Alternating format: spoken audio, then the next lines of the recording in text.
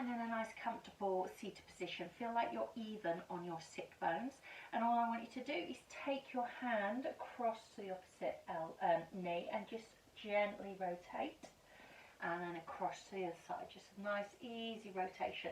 You can kind of pull on that leg a little bit, but make sure you don't pull your bum off the floor, so you're staying nice and lifted, opening up the chest a little bit with that back hand. You could even sort of tuck it in behind you and open up the shoulder as well. So tuck that arm in, pull the other one gently, turn your head enough to look over your shoulder as well if you can, and keep those sit bones level. So then we're going to take one of the legs, so take that front leg behind you. So you've got sort of different positions here.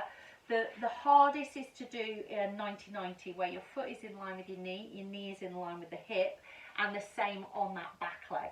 What that might tend to make you do is kind of lean over.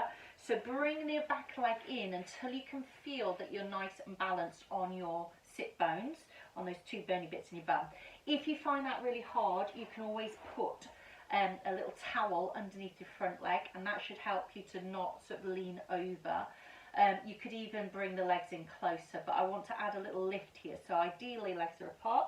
You're going to take your hand behind your hip, and then you're going to push down into this back knee to open up the hip of that back leg, and then draw back down again. So hands are behind you, press into your knees to open up. Try not to lean back. So what you could do here is push your arm up to the ceiling, so you're reaching your hand away from your hip and away from the opposite hand, and that might help you not to lean back. So it's always tempting if you go over to sort of push into your back, so lift up instead. Lovely.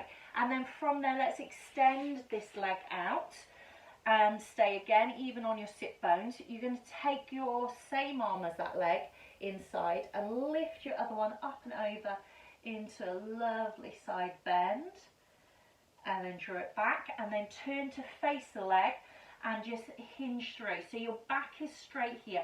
You're not dropping down or curving over.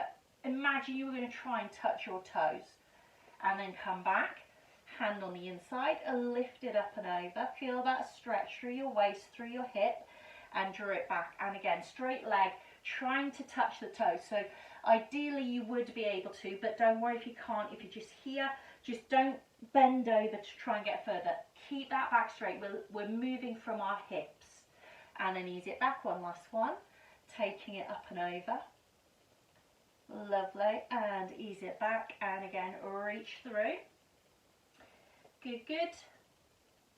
And then draw it back to center. Bring your feet together and let your knees just open out. Again, you could support. So if your knees are all the way up here, you won't need some support. But if they tend to want to just drop down and it's too much in your hips, put some blankets or pillows underneath to keep them a little bit lifted. But if they're comfortable down, stay down.